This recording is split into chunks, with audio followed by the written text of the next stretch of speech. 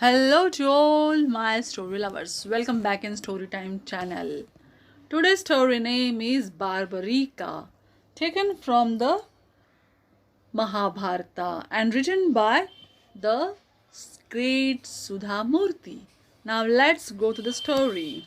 Much before the Kurukshetra war, Duryodhana had made an attempt to kill the Pandavas by setting their wax place on fire. However, the Pandavas managed to escape with their mother to the forest, where they lived in disguise. It was there that the Pandavas met a demon named Hidamba, whose sister Hidimbi fell in love with Bhima. The two got married and had a son named Ghatotkacha. When it was time for the Pandavas to go back to their kingdom, Hidimbi promised Bhima that their son would be at his service whenever he needed him. Ghatotkacha grew up to be a fine man with kind heart and huge strong body. He was also master illusionist. In time he married Morvi, a princess of Yadava dynasty, and they had a son whom they called Barbarika, also known as Balar Sen. Barbarika learned the arts of war from his mother and archery from a great guru. So grew up to be a skilled warrior. He was an ardent devotee of Lord Shiva and he had received an extraordinary gift from him. Three infallible arrows that would stay with him for as long as he was alive. But when his guru learnt of the arrows, he was worried. It's highly unlikely that you can ever be defeated now. The guru said to Barbarika, "So I ask, which side of a war would you choose?" "I promise that I will take the side of the weaker opponent, which most people would hesitate to do," he said without a moment's hesitation. The Guru nodded and blessed his disciple. When the Great War was announced, Barbarika visited his parents and grandparents. Hidimbi remembered her promise to Bhima and told Ghatotkacha and Barbarika, "Both of you must participate in this war. You belong to the family of the Pandavas. I would promise my husband that our children would be there whenever he needs them. A promise is promise. It must be kept under any circumstances." Taking the blessings of his parents and his grandparents, Barbarika went to the camp of Pandavas. Bhima and the others were ecstatic to see him and welcome him with open arms. They had already heard about his exceptional skills. Surprisingly, Krishna was a little detached and wasn't as thrilled as the others about Barbarika's arrival. One day he sought out Barbarika when the latter was meditating under a tree. "Tell me," asked Krishna, "why do you want to join the Pandavas?" "There are two reasons," said Barbarika. "First, these are my people and my family. Second, they have only 7 Akshunis, while the Kauravas have 11. This makes the Pandavas weaker of the two camps. I promised my teacher that I would always support the weaker opponent." Krishna fell silent. After a few minutes, he changed the subject and asked, "Tell me about your special arrows." "My arrows are no ordinary ones. The first one will mark my enemies and return to me. The second will kill those marked by the first arrow and then come back to me. And the third is just a spare." Krishna recalled conversation that he had had with different warriors about the number of days they thought the war could last. Bhishma had told him that he would end the war in 20 days. Drona had given an estimate of 26 days, while Karna gave in 27 days. Arjuna, on the other hand, had specified 28 days. Now Krishna asked Barbarika the same question. My dear child, how many days do you think it will take for this war to end? No more than 3 days, he responded. In that case, you are possibly the greatest warrior today. Maybe even better than Bhishma himself. Do you see this tree? Said Krishna, pointing to a tree nearby. Barbarika nodded.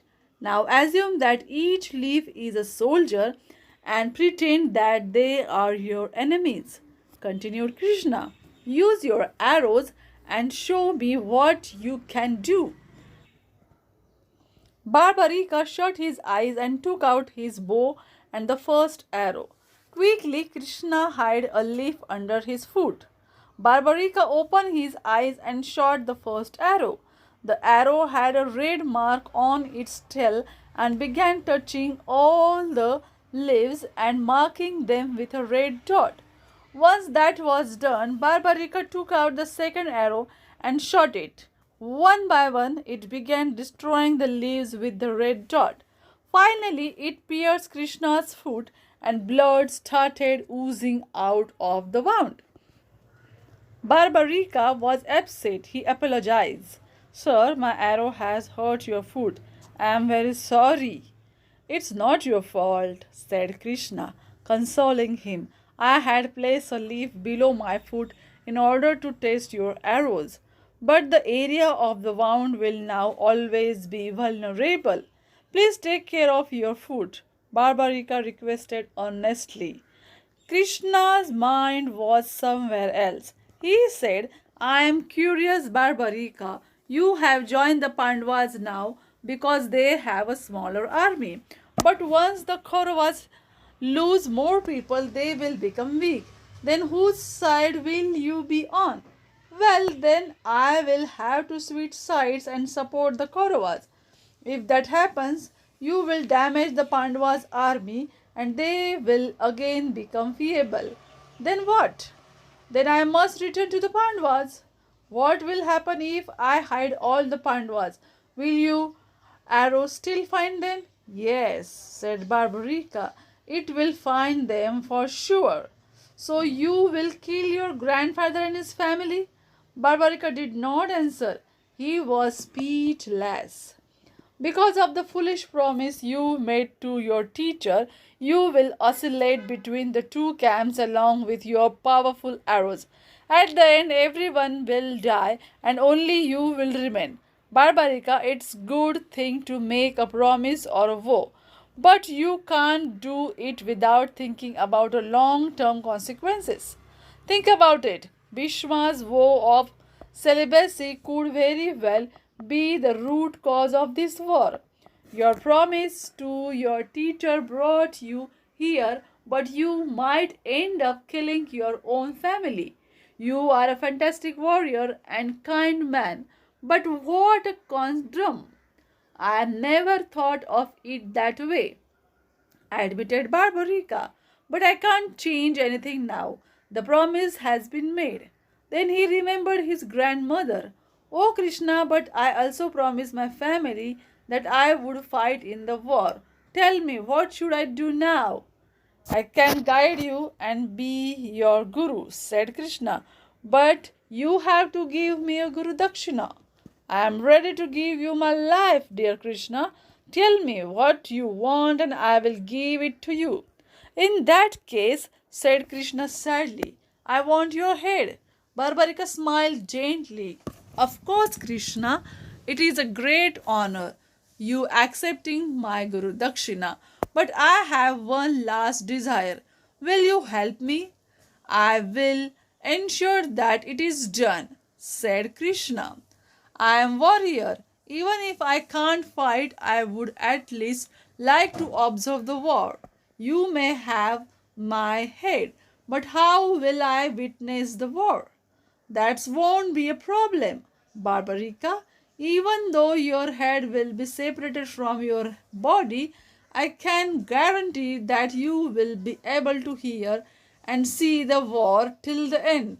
That is my promise to you, said Krishna. Just then Pandavas arrived at the spot they had heard the last part of the conversation and understood that it was another of Krishna's strategies. Still, they couldn't hold back their tears. Barbarika was their grandson and they were proud of his courage and commitment. The young man bowed to his grandfathers and dissipated himself. After the deed was done, Krishna turned to Bhima and said, "Take your grandson's head and put it on the top of the hill so he can view the unfolding of the war of Kurukshetra. From this day on, it will be known as Mahatma Barbarika. It has become the first warrior to give up his life for this war." Following Krishna's order, Bhima placed the Barbarika's head on the top of the hill, from where Barbarika could see everything that happened in the battlefield. Soon after the war, everybody from the Pandavas' side gathered together and talked about how each one had contributed to the victory. "I was able to kill many Kauravas because of my skill with the mace," said Bhima. "Well, it was my powerful Gandirva that helped slay Drona, Karna, and grandfather Bhishma," remarked Arjuna. By then, sage Vyasa had also joined the conversation. "None of us really knows who has contributed the most of the victory because we did not see the whole picture. Let's ask Barbarika. He is the only true witness," said the sage. So they all went to meet Barbarika, who was still at the top of the hill. He said, "I could see a fascinating war with many nuisances. But my opinion is that the war was won because of the Sudarshan Chakra, the celestial discus. I saw the chakra circle the person who was destined to die that particular day. Whether it was Bhishma, Karna, or Dushasana, it is clear that the date is predestined and everything is just a means or an instrument to that end. To me, Krishna is the only one responsible for the victory." Krishna then joined Barbarika's body to his head and he came back to life. However, Barbarika refused to go back home to his family. He said, "I have seen the worst of humanity and I am not interested in living the life you expect me to. I don't want or need any arrows or power. I want to spend the remainder of my days as a sage." Then he turned to Krishna. "You did the best for me." Krishna smiled. "In the time ahead, people will remember you and sacrifice you made. Your unconditional love for me will join my name to yours, and you will forever be called by the name Sham." Thus, Krishna never used his weapons during the war. Time made it clear that Arjuna had made the right choice in choosing Krishna over the Narayan Sena. Today, Barbarika is worshipped in the state of Rajasthan as a Katu Sham. This is the end of the story. Do you like it? Then comment it and subscribe my channel. Bye bye.